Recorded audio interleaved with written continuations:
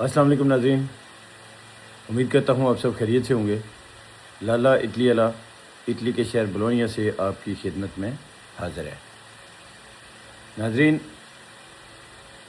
Commander فاروق صاحب جن کو ان ظالم جابر فورسز نے شہید کر دیا، ایک ایسا کمانڈر جس کے شاگرد یاسین ملک جیسے ہیں۔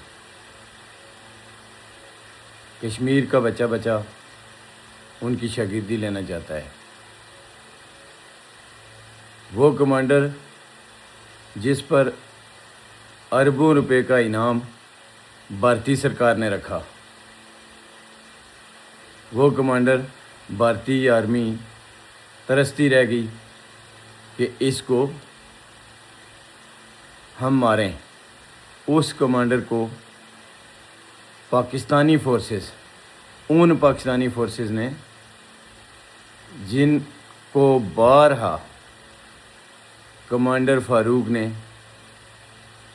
اپنی جرأت، بہادری اور اپنے ساتھیوں کے ساتھ کامیابیاں دلائیں کشمیر کے اندر، اس پاکستانی فوج نے،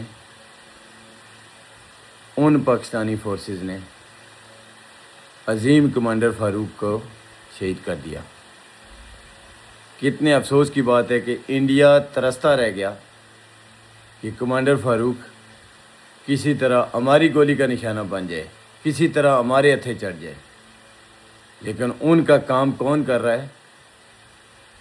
وہ پاکستانی فورسز جن کے لیے کمانڈر فاروق نے قربانیاں دی۔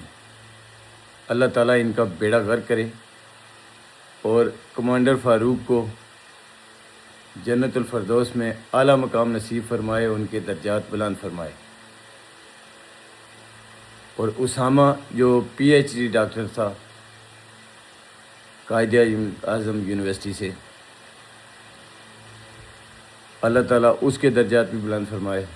اس نوجوان نے کشمیری نوجوانوں کو ایک راستہ دکھایا ہے